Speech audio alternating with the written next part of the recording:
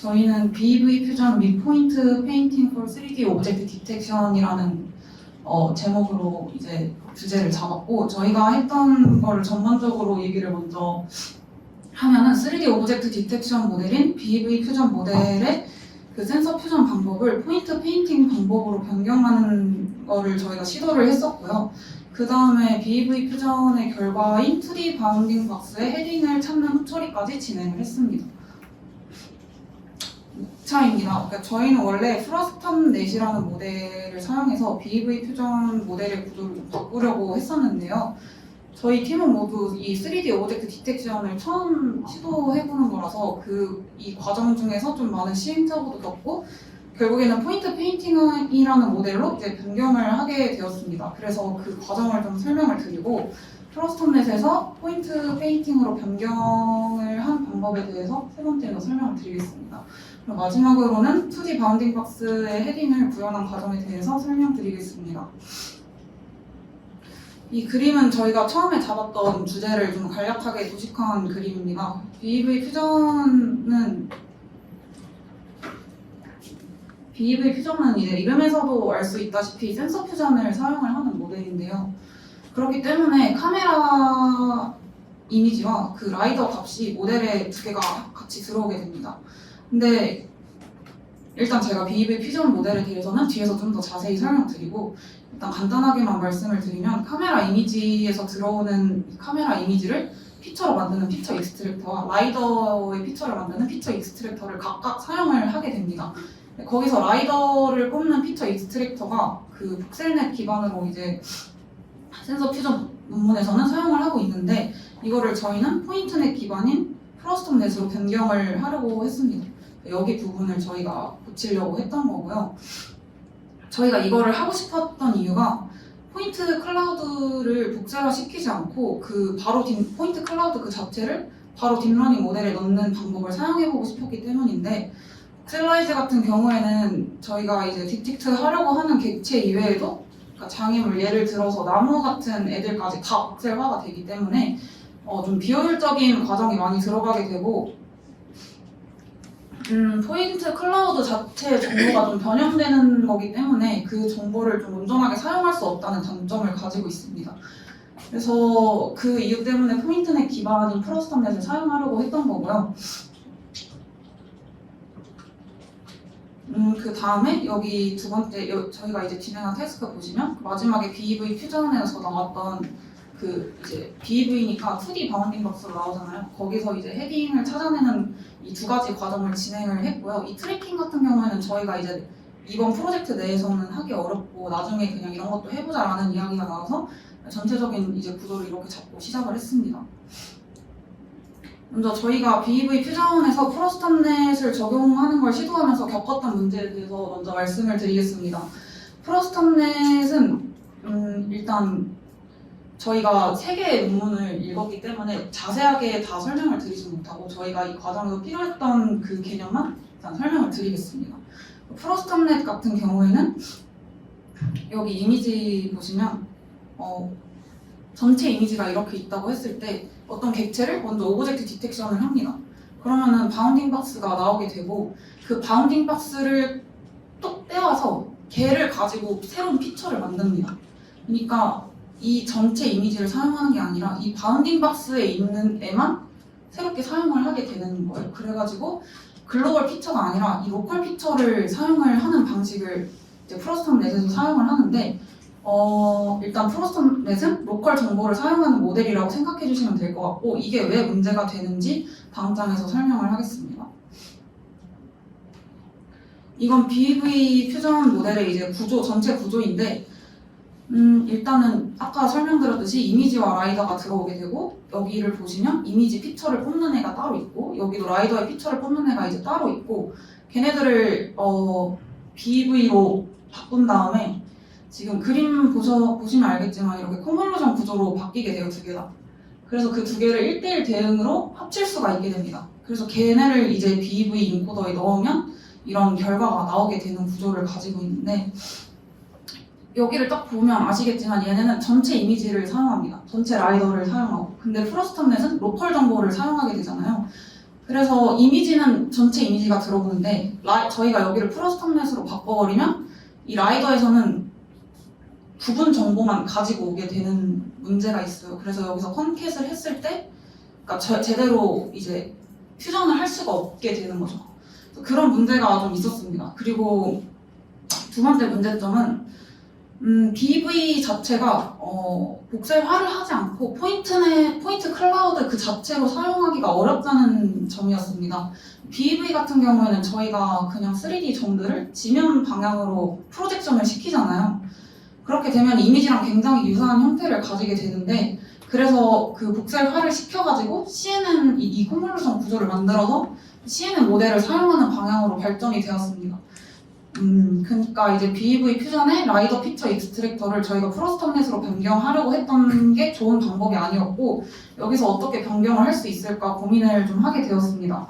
그러니까 저희는 BEV 퓨전 모델을 기준으로 이제 기준으로 변경을 하고 싶었어요. 왜냐하면 BEV라는 게 그냥 그 앞에서 보는 것보다 이 위에서 보는 게 훨씬 더 많은 그 월드 좌표계에서 정보를 가져오니까 그래서 저희는 BEV 퓨전을 기준으로 잡고 거기서 어떻게 성능을 그러니까 좀 개선을 시킬 수 있을까를 고민을 좀 했습니다. 그래서 저희가 포인트넷 기반 모델을 생각을 했던 제일 큰 이유가 아까 말씀드렸던 것처럼 복셀화를 진행할 필요가 없고 그러니까 복셀화 같은 경우에는 필요 없는 부분까지 복셀화가 되니까 그런 거를 좀 비효율성을 줄이자 이게 목적이었는데 BEV가 지금 그러니까 포인트넷 기반의 모델을 지금 사용할 수가 없게 됐잖아요. 그래서 방향을 좀 복셀화를 시키는 범위를 좀 줄이자라는 방향으로 변경을 했습니다. 저희가 처음에는 프로스텀넷에서 좀 아이디어를 얻어서 이미지와 라이더 모두 빅박스 내에 있는 정보만 가져오고 얘는 이제 빅박스에 있는 애만 좀 복셀화를 시킨 다음에 합치게 되면 좀 1대1 대응이 가능하지 않을까라고 생각을 했습니다. 여기서도 몇 가지 문제가 생기게 되는데요. 첫 번째로는 이 이미지를 모두 마스킹을 해야 되잖아요. 그렇게 되면은 여기 이 결과 보시면 여기 세그멘테이션 하는 부분이 있어요. 백그라운드를 세그멘테이션 시키는 부분이 있는데 이 세그멘테이션을 진행하기가 어려워집니다. 왜냐하면 이 이미지에서 객체에 대한 정보만 가져오고 백그라운드에 대한 정보가 아예 사라지잖아요. 물론 라이더에 있는 빅박스에 있는 애들을 제외한 애들을 그냥 백그라운드다라고 할 수 있지만 그렇게 되면은 얘네가 했던 이 정교한 세그멘테이션을 할 수가 없게 됩니다. 이 센서 퓨전의 목적이 이미지의 정보와 라이더의 정보를 다 가지고 오는 게 목적인데 이렇게 되면 이미지의 정보에서 너무 많은 걸 잃어야 된다라는 좀 생각을 했고요. 그래서 그게 센서 퓨전을 하는 의미가 결국 없어지게 만드는 거라고 생각을 했습니다. 두 번째로는 라이더에서 빅박스에 해당되는 포인트들만 가져오기 위해서는 이제 이미지에 라이더를 프로젝션 해야 된다는 게 좀 문제가 됐습니다. 이게 왜 문제가 되냐면 이미지에 라이더를 프로젝션을 시키게 되면서 3D 정보가 2D 정보로 바뀌게 되잖아요. 라이더 정보 자체가. 그러면은 BEV 퓨전에서는 라이더 부분은 원래 여기 보시면 3D 자체를 받아요. 그래서 3D 자체를 받아오기 때문에 BEV로 만드는 과정이 어렵지 않습니다. 근데 이렇게 2D로 프로젝션을 시키게 되니까 이걸 어떻게 다시 3D 정보로 가져오지? 이거에서 좀 문제가 생기니까 거기서 좀 저희가 막혔었어요. 그리고 이게 이미지를 결국에 그러면 여기 라이더에서도 빅박스를 가져오려면 여기서 또 이미지를 써야 되는데 이미지를 또 왜 2번 쓰게 되고 이런 게 조금 이 방법이 좀 비효율적이라는 생각이 들어서 이거에 대해서 더 좀 개선을 해볼 수 있는 방법이 없을까 이거를 좀 많이 생각을 했습니다. 그래서 이런 데서 좀 시행착오를 많이 겪어서 시간이 좀 길어지게 됐고 그래서 저희가 이제 드디어 최종적으로 선택한 방법인 포인트 페인팅 방법에 대해서 설명을 해드리겠습니다.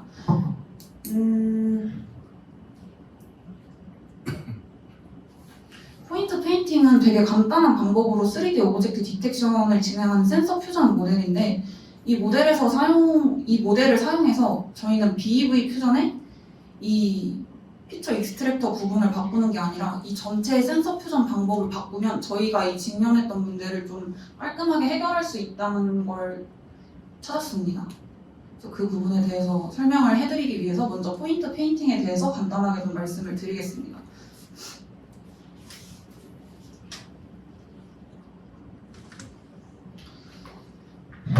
먼저 이 이미지에서부터 시작을 합니다. 일단은 이미지에서부터 세그멘테이션을 시작을 하고, 여기 보시면 여기가 이제 두 번째 과정으로 가는 과정인데, 앞부분이랑 똑같이 이미지의 라이더를 프로젝션을 똑같이 시켜요. 그 다음에 이거를 그대로 이렇게 다시 3D로 왔을 때, 이 이미지에 있던 정보를 그대로 가지고 올 수 있는 방법이 포인트 페인팅입니다. 지금 여기 그림만 보시면 이러면 이미지 정보 다 읽는 거 아니야 라고 생각을 하실 수 있는데, 이거는 뒤에서 제가 예시를 들어드리면서 좀 더 말씀을 드리고,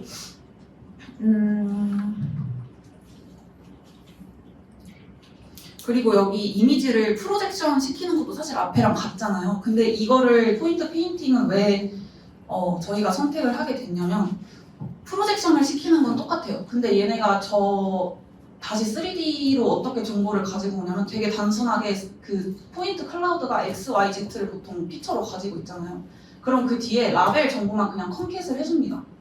그러면은 그 이미지를 이제 이미지에서 프로젝션 시켰던 애들을 그냥 되게 자연스럽게 3D 공간에서도 저 라벨을 사용을 할 수 있게 해주는 방법이라서, 저희가 앞에서 고민했던 부분들을 좀 다 해결시켜줄 수 있는 모델이라고 생각을 했습니다.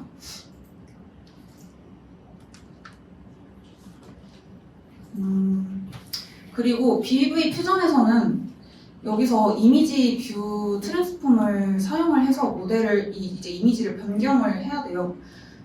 근데 이게 정면에서 본 이미지의 BV를 정면에서 보고 있는 이 이미지를 BV로 변경을 시키면 시점이 달라지기 때문에 퓨전이 제대로 되지 않는다고 이 포인트 페인팅 저자가 얘기를 합니다. 이거를 뷰 포인트 미스 얼라이먼트 문제라고 하는데, 근데 이 포인트 페인팅 방식은 이미지를 변형하지 않고 이미지 정보를 가져온다는 장점이 있어요. 그래서 앞에서 저희가 생각했던 것보다 훨씬 더 간단하고 좋은 그 이미지 정보도 그대로 가져올 수 있고, 그렇게 좀 해줄 수 있는 모델이었습니다. 또 다른 이유로는 저희가 목표였던 복셀화의 범위도 이걸 통해서 줄일 수가 있었어요. 왜냐면 포인트 클라우드의 라벨이라는 새로운 피처를 만들어준 거기 때문에 이 정보를 그냥 그때그때 사용하면 저희가 원하는 포인트만 그때그때 사용을 할 수 있게 되는 그런 장점이 있어서 이 모델을 선택을 하게 됐습니다. 그래서 이거를 어떻게 했는지에 대해서 좀 말씀을 드리겠습니다. 그래서 BEV 앞서 말씀드렸던 것처럼 BEV 퓨전의 모델에서 센서 퓨전 방법을 포인트 페인팅으로 변경을 했어요. 그 후 디텍트 하고자 하는 객체가 여기를 보시면 지금 차하고 사람이죠. 여기서는 남아있는 게 그 포인트만 남겨두고 이 BEV 퓨전에서 사용하는 BEV 인코더에 넣는다라고 이제 이 BEV 퓨전 모델을 좀 변경을 하는 게 목표였습니다. 그리고 여기 중간 과정에서 이제 얘네가 복셀화가 되는 거죠. 이 부분이.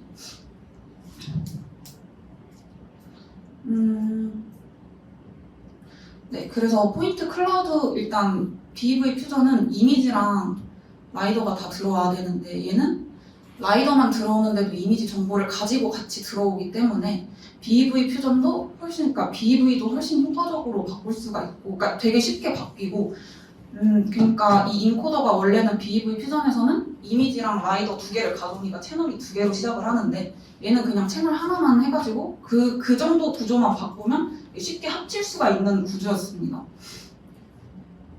저희가 그래서 이렇게 모델을 변경해서 확인하고 싶었던 게 뭐였는지 좀 정리를 하고 넘어가겠습니다. 첫 번째로는 복셀화 범위를 줄임으로써 개선량 측면에서 효율성을 갖게 되는지, 그리고 오브젝트 디텍션을 진행할 때 이 가리는 부분이 사라지게 됨으로써 약간 성능에도 영향을 줄지, 이런 게 좀 궁금했고, 두 번째로는 온전한 이미지 정보를 사용함으로써 이 오브젝트 디텍션이나 요 뒤에 세그멘테이션 결과가 더 뭔가 좋아질 수 있는지도 궁금했습니다.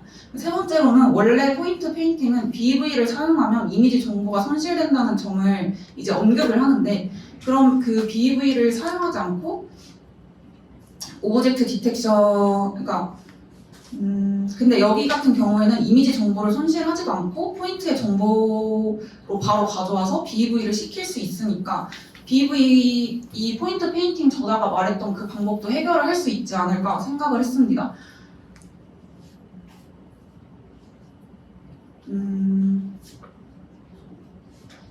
네. 그러니까 저희가 이제 약간 이 BEV에 대해서 좀 집착을 하다 보니까 좀 시간이 되게 오래 걸렸던 게 있었는데요. 이 BEV를 저희가 굳이 하고 싶었던 이유가 어쨌든 앞에서 보는 것보다는 위에서 보는 게 이 정보를 훨씬 더 많이 사용할 수 있다는 거를 좀 계속 가지고 가고 싶었습니다. 그래서 그 부분에 대해서도 뒤에서 이제 얘기를 하겠습니다. 그래서 결과 사진을 보면서 좀 이제 저희가 진행했던 방법에 대해서 정리를 하면서 마무리하겠습니다.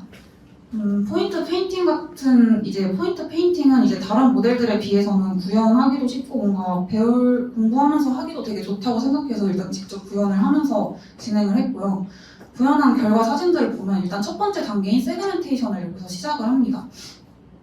그래서 여기 보면 이제 이미지의 세그멘테이션 정보들이 들어오고 그 다음에 여기 이미지가 좀 포인트가 좀 흐려서 잘 안 보이는데 지금 이미지에 라이더를 프로젝션 시킨 게 마지막 사진입니다.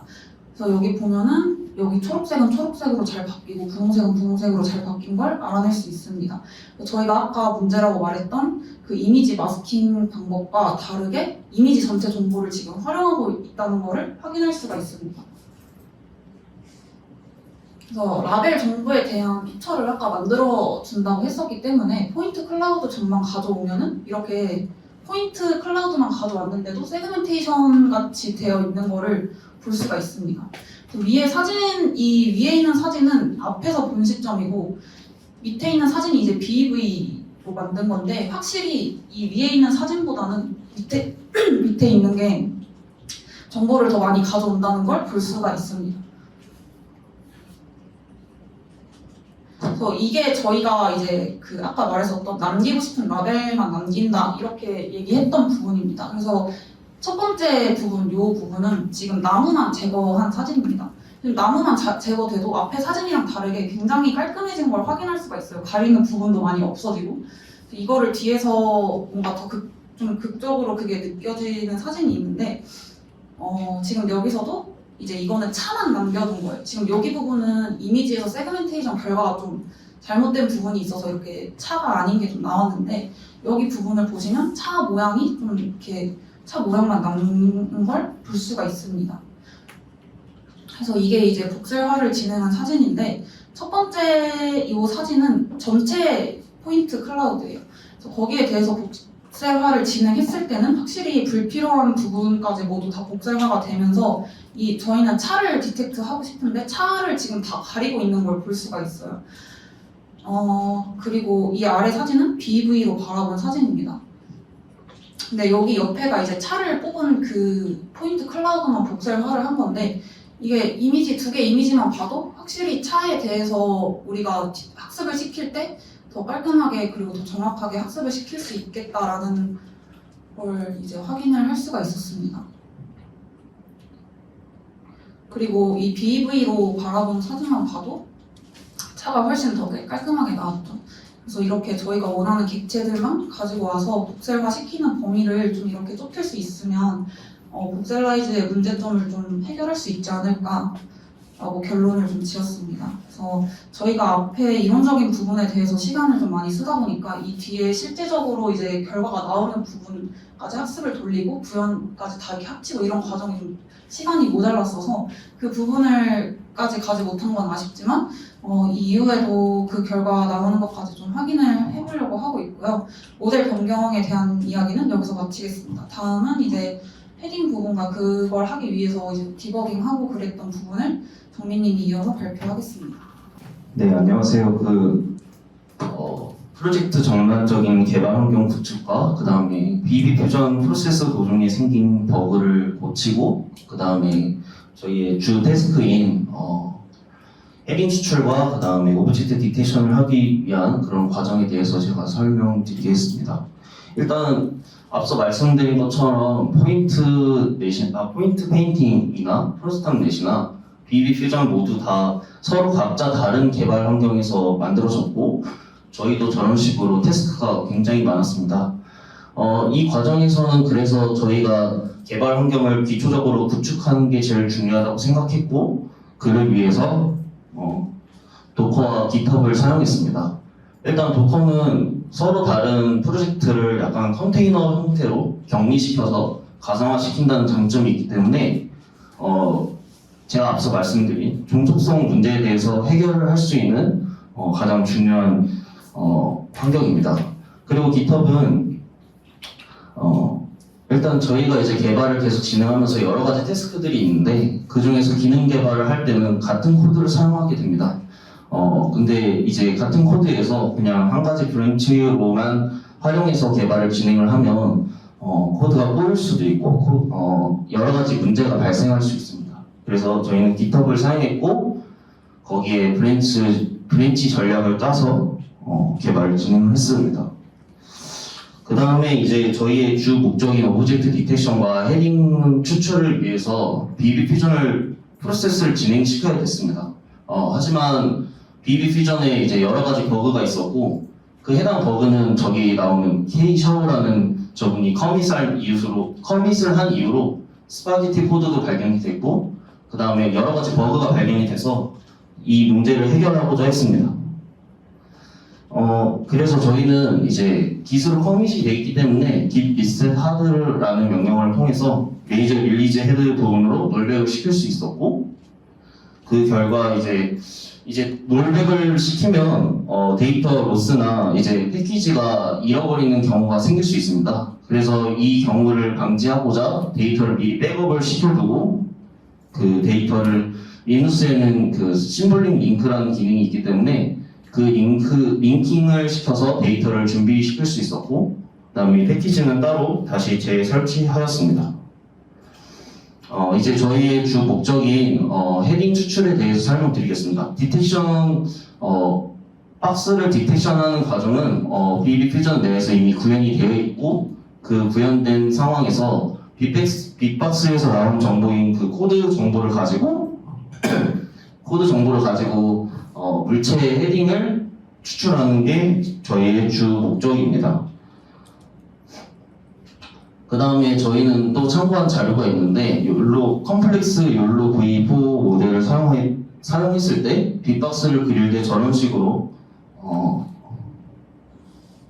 이런 식으로 차의 앞부분 그 다음에 다른 부분에 이렇게 헤딩 방향이 추출이 나온다는 것을 알게 되었고 이를 저희 빅박스 정보를 이용해서 표현을 하고자 했습니다.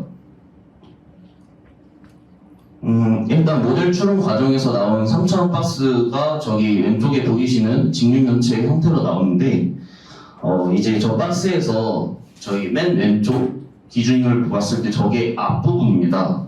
그리고 빅박스 코드 정보는 이제 이런 식으로 위아래 면에 이런 모서리에 대한 정보는 0, 1, 2, 3, 4, 5, 6, 7 이런 식으로 나오는데 이제 이 정보는 그냥 컴퓨터에서 그 정보를 그냥 리스트 형태로 받아들이기 때문에 이런 순서에 대한 정의가 중요했습니다. 그렇기 때문에 이제 아래면에서는 0, 3, 7, 4, 0 순으로 이렇게 그림이 그려지게 되는데 이제 저희는 2D 빅박스를 그리기 때문에 이 아래면만 사용하면 됩니다.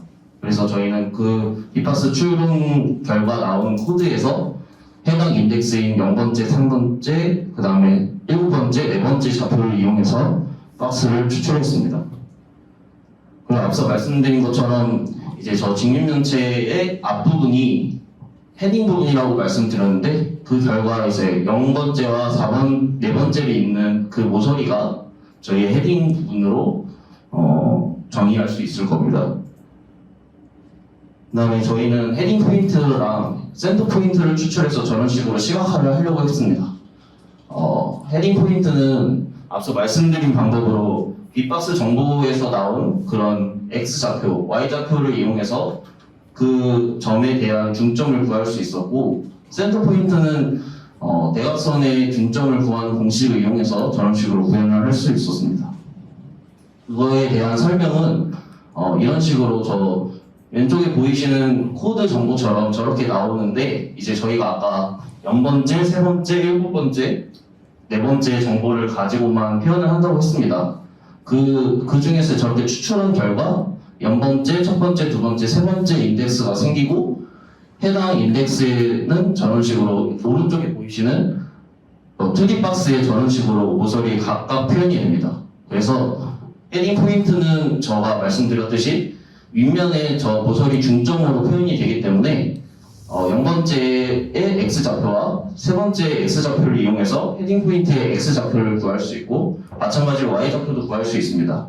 센터 포인트도 아까 말씀드린 방법으로 대각선의 중점을 구할 수 있습니다. 그 결과 이제 시각화 결과 이제 기존의 빅박스는 왼쪽이고 저희가 헤딩을 추출한 결과 저런 식으로 같이 표현을 할 수 있었습니다.